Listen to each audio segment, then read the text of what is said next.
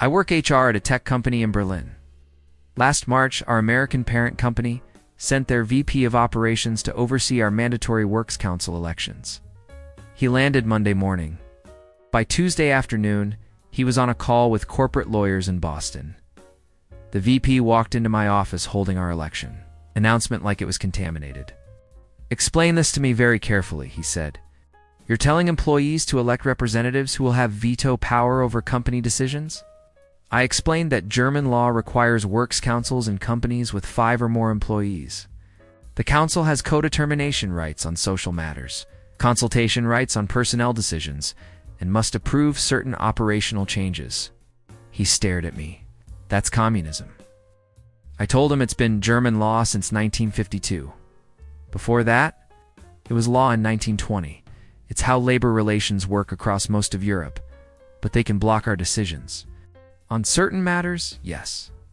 Working hours, overtime policies, vacation schedules, workplace monitoring, dress codes, these require council approval. He pulled out his phone and started typing. "I'm calling legal. This violates at-will employment. This is a hostile takeover of management authority." I reminded him that Germany doesn't have at-will employment and that he's in Germany. He said he didn't care. American company, American rules. The legal team explained everything I'd just said. He asked if we could simply not hold elections. They said obstruction of works council formation is a criminal offense in Germany, punishable by fines up to 15,000 euros. He asked if we could hold elections, but not recognize the results. They said no, and repeated the criminal offense part. His final question, "Can we just fire everyone and hire people who won't vote?"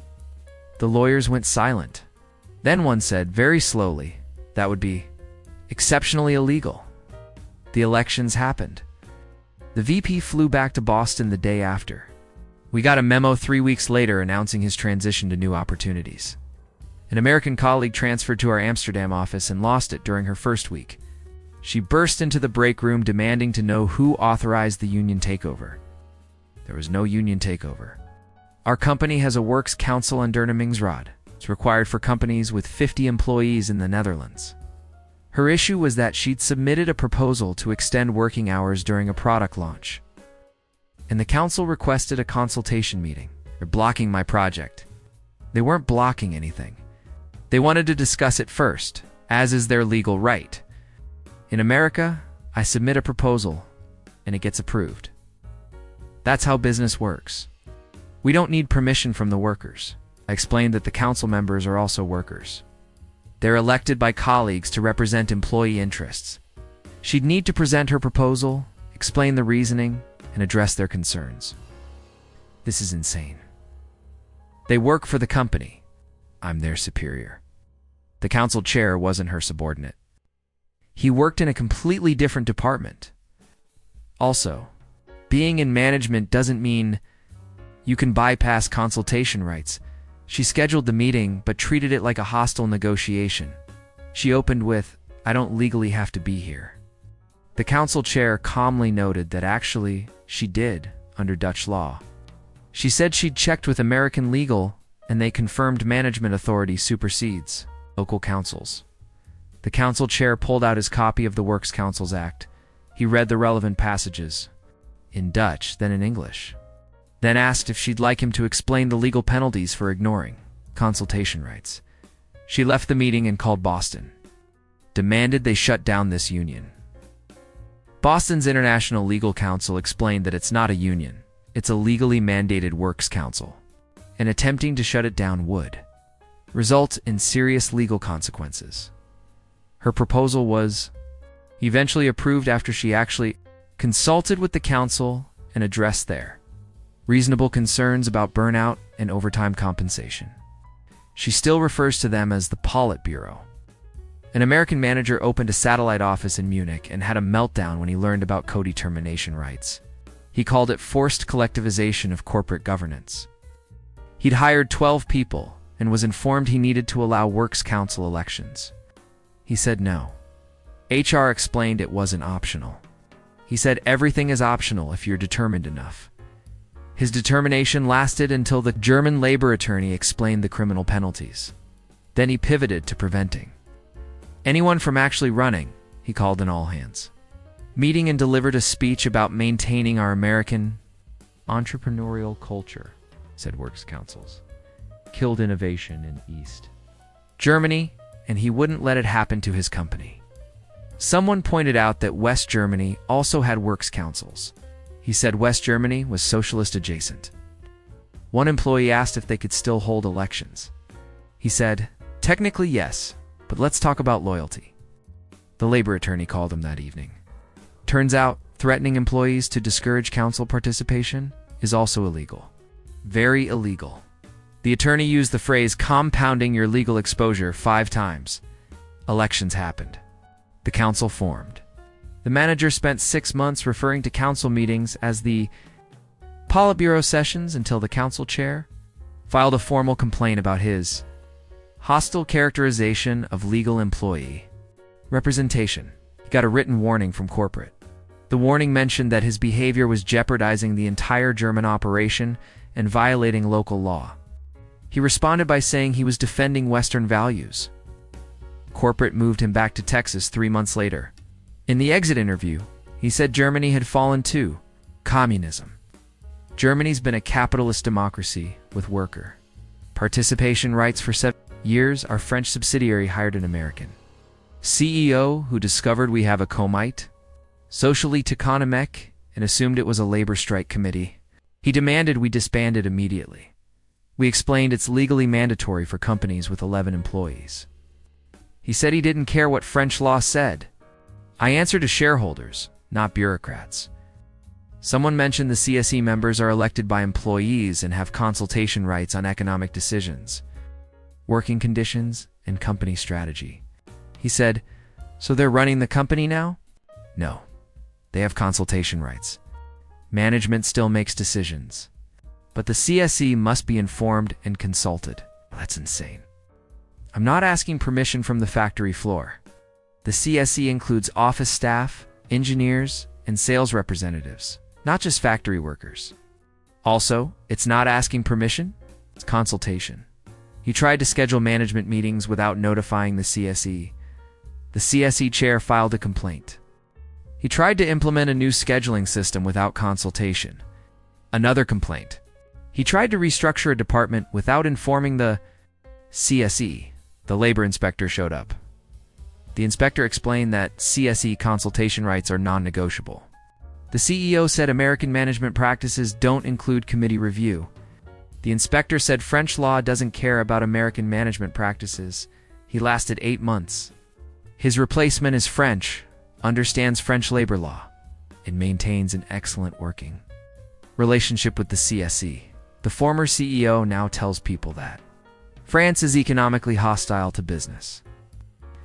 France is the world's 7th largest economy. A colleague's American boss visited their Berlin office and saw the Works Council notice board. It listed council members, meeting times, and employee rights. He asked why there was union propaganda in the office. It wasn't union propaganda. It's legally required information about the Works Council. German law mandates that employers provide space for council communications, or providing office space for people who oppose management. They don't oppose management. They represent employees in consultation and co-determination processes. That's different from opposition. Sounds like opposition to me. Can we move this to a closet? No. It has to be in an accessible common area. That's the law. He tried to move it anyway. The Works Council filed a complaint. The company lawyer called and explained that interfering with council communications is illegal. He said he was optimizing space usage. The council forwarded emails where he'd called the notice board enemy territory. The lawyer stopped using legal jargon and just said, "You need to stop, now." The notice board stayed. He refused to walk past it. He took a longer route through the building to avoid seeing it. People called it the capitalism detour. An American executive arrived at our Stockholm office for a quarterly review and noticed employees discussing Works Council nominations during lunch. He announced that union organizing on company time is prohibited. We don't have unions organizing. We have Works Council elections, which are legally protected activities that can occur during work hours. Nobody does political organizing during my meetings. It's not political organizing. It's workplace representation as guaranteed by Swedish law. Also, it was lunch. Their own time. I don't care. American policy is no union talk at work, and we're in Sweden. American policy doesn't apply. Swedish law protects employee discussion of works council matters. He sent a company-wide email prohibiting non-work discussions during business hours. Legal called within 2 hours. Prohibiting works council discussions violates Swedish labor law. The email had to be retracted immediately. He refused. Said he had executive authority. Legal said he had executive authority to get the company sued. He retracted the email but added a note saying he disagreed with local regulations that infringe on management rights. The Works Council filed a formal complaint about the hostile environment he'd created. Corporate sent someone from international HR to explain Swedish labor law to him in very small words. He called it mandatory socialism training. Our Prague office has a works council that meets monthly with management. An American director joined one meeting and spent the entire time trying to table every discussion item. The council chair explained these weren't optional discussion items. Under Czech law, certain matters require council consultation. American business. Management sets the agenda. In Czech business, the law sets certain agenda requirements. He tried to limit speaking time. The council chair noted that legally required consultations can't be time limited. He suggested they agree to disagree and move on. The chair said, "Consultation isn't about agreement, it's about management genuinely considering council input before making decisions." He asked when they'd vote. They don't vote.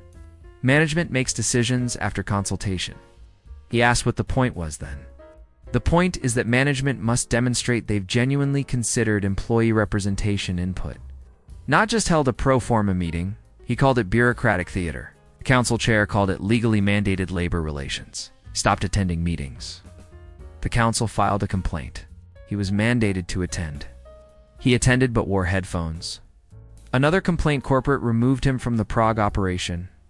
In his exit report, he wrote that European labor law was designed to prevent business efficiency. Czech labor regulations have coexisted with a functioning market economy for decades. An American VP visited our Brussels office and learned that our Works Council has information.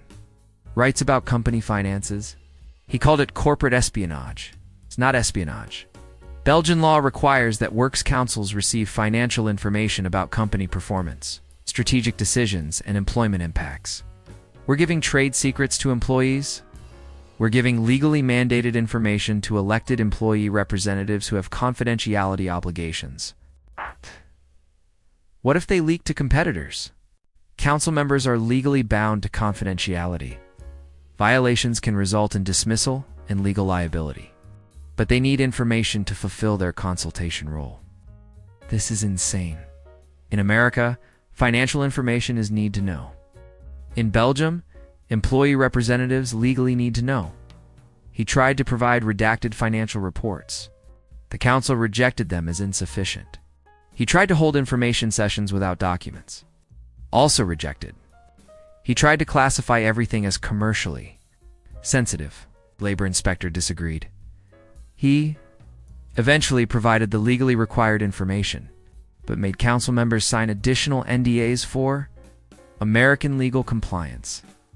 The Belgian labor attorney said the additional NDAs were legally meaningless, but also harmless. So everyone signed them to make him feel better. He still refers to information sharing as mandatory transparency.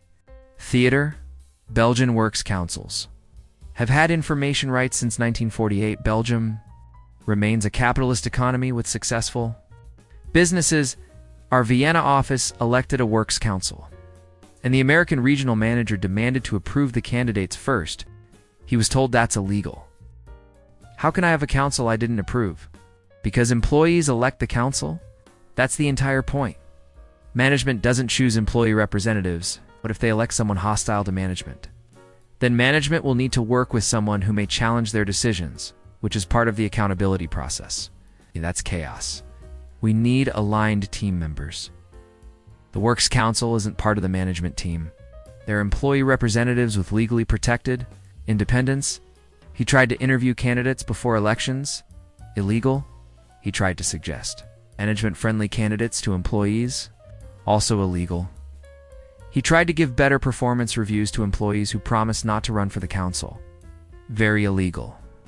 The Austrian labor authorities opened an investigation. He was questioned about systematic interference with protected election processes. Said he was promoting company culture. The authorities disagreed strongly. He was fined €8,000 personally for election interference. The company was fined an additional €12,000. He appealed, arguing his actions would be legal in the United States. The appeals board noted it wasn't in the United States. He was transferred back to the U.S. The Works Council election proceeded without interference. Employee representatives were elected, and they now work constructively with new management who understand Austrian labor law. We hired an American director for our Rotterdam office last year, different from the others. First day, she asked about the Works Council. Not to oppose it, to understand it. We explained the Dutch system. Ondernemingsraad for companies with 50 employees. Consultation rights, approval rights on certain policies, elected member terms, and protected time for council activities. She listened, asked clarifying questions, then said, so it's structured employee input with legal backing. Exactly. It's formalized workplace democracy. And this helps companies how? Better decisions because management gets employee perspective before implementation. Fewer conflicts because issues are addressed through consultation. Higher employee engagement because people have real representation. Lower turnover because workers feel heard. She nodded. That actually makes sense. Why don't we do this in the US? Different legal traditions, different labor history, different cultural expectations about workplace, hierarchy, and employee voice. She met with the Works Council her second week, introduced herself, asked about their priorities, explained her management philosophy, and requested regular meetings. The council chair told me afterward it was the best initial meeting with management he'd ever had. 6 months in, she's implemented several council suggestions that improved operations. She consults before making changes. She provides information proactively. She treats the council as a resource, not an obstacle. Last month, she told me, I'm never going back to managing without a Works Council. This is better for everyone. She's writing a report for corporate about the benefits of the Dutch system. Corporate will probably ignore it, but she'll keep working with the council, making better decisions because of it. Improving that workplace democracy and business. Success aren't opposed there. Complementary. The German elections happen again in 2026. We're already getting nervous emails from American management asking if there's any way to streamline the process. There isn't. The process is legally mandated, and we'll follow it exactly. Someone will panic. Someone always does. They'll discover that European capitalism includes worker representation. They'll treat it like discovering that gravity works differently here. It doesn't. Labor relations just have more guardrails. We'll explain the law. They'll argue with the law. The law will win because it's the law. Eventually, they'll either adapt or get transferred somewhere that matches their management philosophy. The Works Councils will continue doing what they've done for decades, representing employees, consulting with management, and participating in workplace decisions. Because that's how it works here. And maybe, occasionally, an American manager will arrive, learn the system, and realize that workplace democracy doesn't destroy business, it improves it. But probably not this year.